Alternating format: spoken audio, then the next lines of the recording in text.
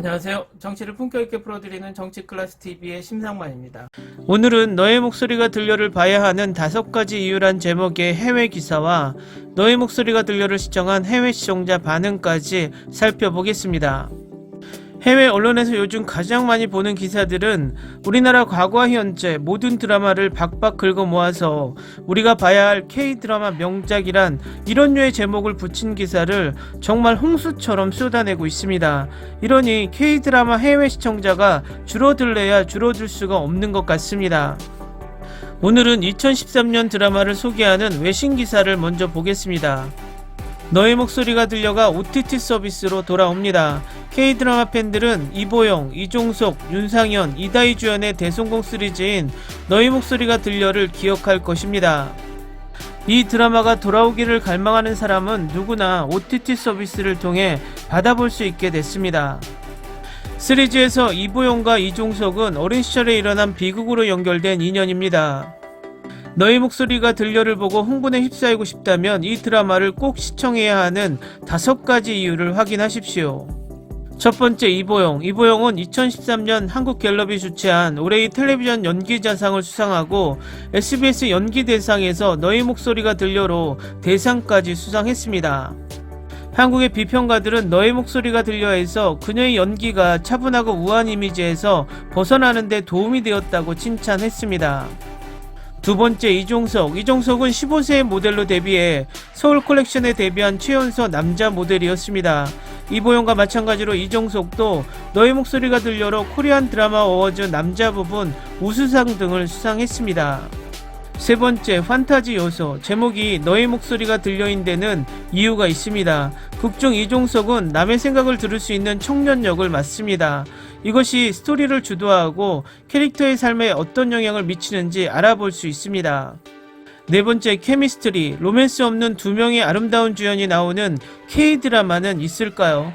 이야기가 진행되면서 이보영과 이종석의 캐릭터들의 관계가 어떻게 전개되는지 꼭 봐야 합니다. 다섯 번째, 범죄 수사물. 너의 목소리가 들려는 로맨스에 관한 것만이 아닙니다. 범죄 수사에 관한 것이기도 합니다. 이보영과 이종석의 캐릭터는 텔레파시 능력을 사용하여 범죄를 해결합니다. 속물 국선전담 변호사 정혜성이 사람의 마음을 읽는 신비의 초능력 소년 박수아와 바른생활 사나이 변호사 차관우를 만나며 벌어지는 사건들을 흥미진진하게 그린 법정물 드라마입니다. 다음은 너의 목소리가 들려를 시청한 해외 시청자 반응입니다. 평소에 보던 드라마들과 스토리 전개가 다르고 이종석이 연기를 잘해서 주연 케미스트리도 좋았어요. 굉장한 드라마, 10점 만점에 9점, 꼭 봐야 합니다. 방금 봤는데 내 인생에도 이보영 같은 누나가 필요하다는 생각이 든다. 내가 가장 좋아하는 것 중 하나, 수아와 지안의 캐릭터를 살리기 위해서는 뛰어난 연기력이 필요했다. 이종석의 미소는 소년 같은 미소와 웃는 눈으로 항상 훌륭했습니다. 멋진 배우. 너의 목소리가 들려 10점 만점에 8점. 좋은 드라마지만 옛날 느낌이 난다. 현대 드라마만큼의 제작 가치는 없지만 시대의 산물이라는 점을 감안하고 본다면 좋은 작품이다. 법정 싸움, 연상연하 러브스토리, 복수극, 그리고 한 인간으로서 성장하는 좋은 이야기다. 전반적으로 좋음. 최고의 K드라마 중 하나입니다. 모든 것이 훌륭합니다. 나는 이 드라마를 사랑하고 이것이 내가 누나 로맨스를 사랑하기 시작한 이유입니다. 2013년부터 이 드라마를 볼 예정이었는데 상상이 되시나요? 그러나 나는 커플 사이의 극단적인 나이 차이를 좋아하지 않았고, 나는 특히 그가 고등학생이고 그녀 러브스토리가 없다면 그 당시 나는 이것을 쉽게 받아들일 수 있었을 것입니다. 그리고 이 많은 시간이 지난 후에 마침내 나는 이 드라마를 보기로 결정했고, 이것은 최고의 결정 중 하나였습니다. 좋은 드라마, 이종석 드라마는 실망시키지 않습니다.